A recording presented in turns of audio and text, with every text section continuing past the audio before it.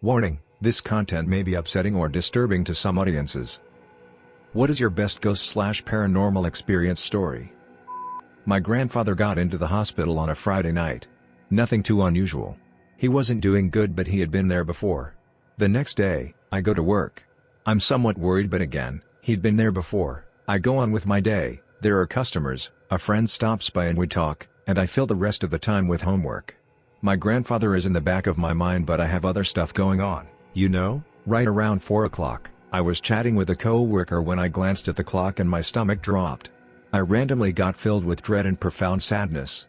I continue chatting, but the feeling persists. I check out at 5, the feeling of gloom persisting, and of course my brain goes to my grandfather.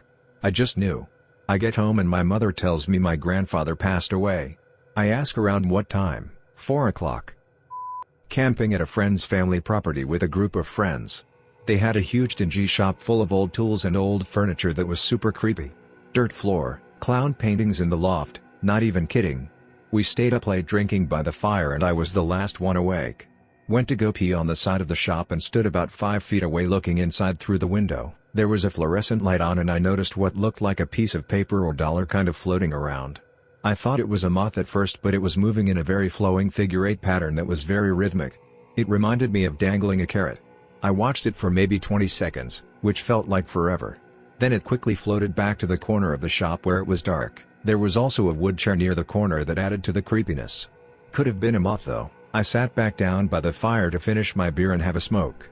No one else was awake, so I played Robot Unicorn Attack 2 on my phone for a while. I noticed my friend Mark pop out of his den to pee, then go back in to go to sleep. I decided sleep sounded good, so I went to my tent and fell asleep. The next morning, we were having breakfast and Mark said, "I saw you guys sitting by the fire super late. How late did you stay up?" I told him I was probably 2 or 3 a.m. Then he said, "Who was up with you?" I told him I was the last man standing. He said, "I got up to pee and saw you on your phone and 2 people over your shoulder watching you play." He said one person looked bigger, so he thought it was one of our friends, who was a bigger dude. He said the other person was taller and skinny, but none of us are noticeably tall, or skinny. Freaked me out. We still camp at that property once a year, but I don't go in the shop, and I go to sleep whenever my wife decides she's tired.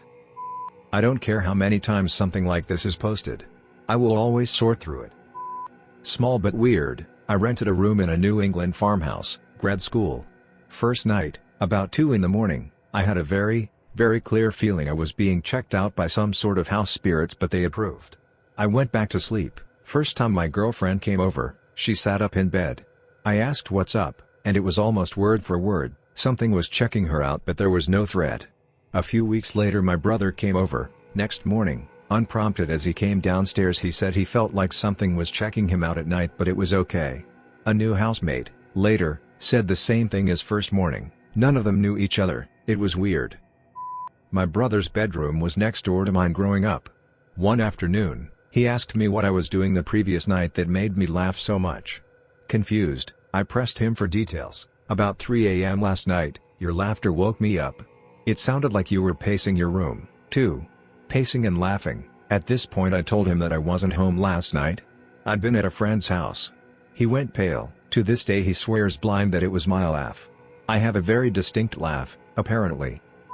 When my middle child was about 2.5 to 3, we lived on an old house with a lot of poorly built self-done renovations done on it. There was an under-house storage area/workshop area accessible from one of the bedrooms. This workshop has a hatch door to the dirt under the house.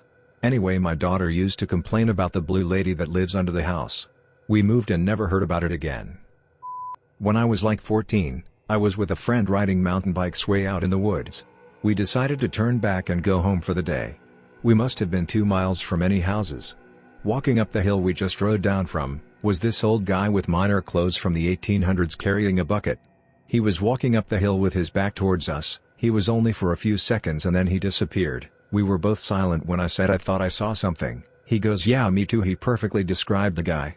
We got out of there very quick. This was in northern Oz where they used to gold mine. There was even this old miner's cabin about a mile from us. When I was a kid, my favorite uncle was the youngest in the family. He was my hero. He had just finished high school and I was like 10 or 11. We would go and visit on spring break and over the course of the summer, and I always looked forward to seeing the guy. We'd listen to records and tapes and he introduced me to bands like The Cult, and In Excess, The Doors, Bowie, Stevie Ray Vaughan. As I entered my teenage years, my life started and my friends became the center of my universe, and those spring break and summer visits eventually stopped happening. Eventually I graduated high school, and around the same time my uncle started a family. A few years out of high school and my mom called me up and let me know my uncle had passed away. I hadn't seen him in a few years, and when I asked what happened the only reply I could get was he was sick. It wasn't until years later I found out he had taken his own life. He didn't leave a note or anything, but the general consensus was he learned he didn't have long to live and took the easy way out. Here's where things get interesting for me. Shortly after the funeral I start having dreams. I'm a pretty lucid dreamer, not in the sense that I can decide what I want to happen in a dream. But I can recall my dreams in vivid detail. Maybe there's another word for that? I don't know. Anyways, I started having dreams about my uncle. Sometimes we were just sitting in his room from when I was a kid, listening to music and making jokes.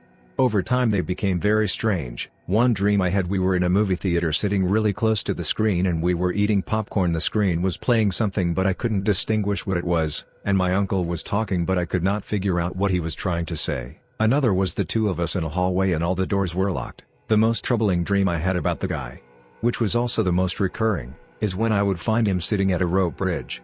He would stare at this bridge and get up and try to walk across it, but there's snakes that would strike at him when he tried to cross. A snake would snip at him and he'd go back to where he was sitting and just look at me, then look at the bridge. So I'd walk onto this bridge and look across, and every few feet is a very angry snake. All the way across. I grabbed my uncle's hand and took him out on the bridge. And he would be apprehensive because of the snakes. So I stood in front of him and kinda hopped up and down on the bridge. The momentum, or whatever you call it, for me bouncing on this rickety old bridge made the snakes angry, but if you bounced enough on it, the snakes would eventually teeter over the side. It was a very strange eureka kind of dream. So my uncle would step out onto the bridge, walk a few feet, bounce the bridge so the snakes would fall off. The dream would always end with my uncle making it across the bridge and me getting this feeling of reluctance to follow him across. Then I would wake up with this overwhelming feeling of sadness. These dreams happened for almost 20 years. Always the same. Me and my uncle shooting the shit, or me helping him solve a puzzle of some sort. The snake and rope bridge was the most common. Never told a soul in my family about what my uncle and I were up to. I always thought it would be upsetting. Like he wasn't at rest. Like he was in purgatory or something. Maybe he was? I eventually just came to accept that my uncle was haunting me. And for the most part I didn't mind. My grandmother died a few years ago. Nothing tragic. She caught pneumonia, and never really recovered from it. One night she went to sleep and never woke up. We celebrated her life. Hugged and healed the way families do when death comes to visit. Since my grandmother's funeral, I haven't had a single dream about my uncle. Not one. I think that was the confirmation I needed that there's something out there for us after we die. Or maybe my grandmother passing away was the catharsis I needed to let my uncle go. I look back on it now, and I like to think that my uncle was just lost. He was lost in life, and that carried on in death. I also think my grandmother, on her way to the sweet hereafter, found her baby boy, picked him up, dusted him off and brought him home. I had just started a new job. The building I worked in was really old, definitely pre-war. I had to stay a bit later than I normally would to get something done, and by the time I was packing up to leave, my floor was pretty empty. I needed to use the restroom before I left, so I walked over there, and as I approached the door I saw someone else open the door and go in. I remember vividly that they were wearing a pink shirt and khakis, because that's what I was wearing, too. I was also mildly annoyed, because I don't like being in the bathroom when someone else is in there. After deciding I still definitely needed to pee before the commute home, I entered the bathroom. But when I got in, it was completely empty. I don't know how to describe the energy in the room, but it was very tense. Completely silent. I remember being able to hear my heartbeat. After standing completely frozen for what felt like 10 minutes, it was probably like 15 seconds, I turned right around and left. I had nightmares about that bathroom for weeks. It seems so simple and uninteresting compared to a lot of other people's stories here, but it really shook me. There was something definitely off about the whole thing. Glad I worked from home now. In 2012, my grandmother suffered a major stroke resulting in hospice in her home with her children, grandchildren, great-grandchildren by her side. Friends and family were able to come by freely and spend time with her. I was very close to my grandma and was lucky to be able to share much of this time with her. For anyone that has ever been through hospice with a loved one, you will understand how hard this type of thing can be. One night I was sitting at home in my office catching up on some work, when all of a sudden the room filled with the scent of perfume. I'm not talking about a faint smell, I'm saying it was very distinctive and strong throughout the entire room. I stopped everything I was doing and said out loud, to myself, "Something is wrong, that is Graham." I had not spoken to my family that day, but felt an urgent need to send a text message to my uncle, whom was staying with her, to ask you guys okay. This was at 11:20 p.m. I got a response right away saying might want to come say goodbye. Not okay. I quickly rushed over. Upon arrival, the living room where my family was congregated was very silent, filled with blank faces. Without saying anything I walked straight to my grandmother and kissed her on the forehead, saying I love her. She was still warm, but no longer breathing. I told my uncle that I was there because Grandma had brought me there. I asked when she passed and he replied saying 5 minutes before I sent my text. This puts the perfume in my office at nearly the exact same moment. Now, I'm going to say that I was born into an Irish Catholic family, but I am in no way a religious person. I would have been the first person to discount this type of story if you told it to me. But, I must say, this experience had me thinking that there really is something more out there. I felt it. This is my brother's story, but it's a good one.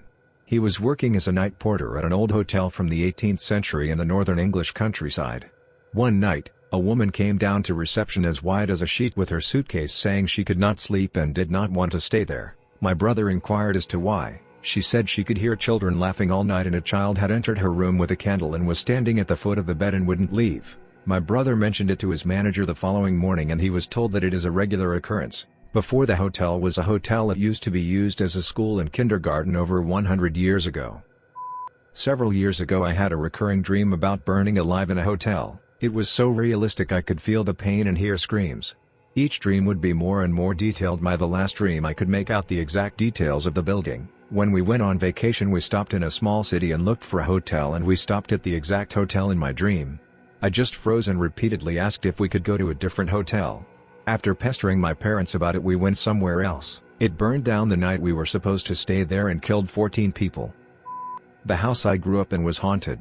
The way it was laid out I could see from my bedroom down the hall and into the living room. My parents' bedroom door was on the other side of the living room directly across from my door. Late at night I would hear someone pacing circles in the living room, but I was the only one awake in the house and we didn't have pets. I never said anything because I didn't want the family to think I was nuts. Eventually I moved out and went to college.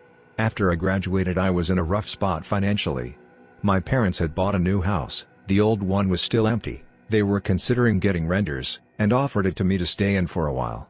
I said no, I didn't want to move in. Mom asked why. I finally gave in and told her I thought there was a ghost. My mom froze and turned to look at me and was like, "You hear her too?" Turns out she had also heard it for years and didn't say anything for the same reason.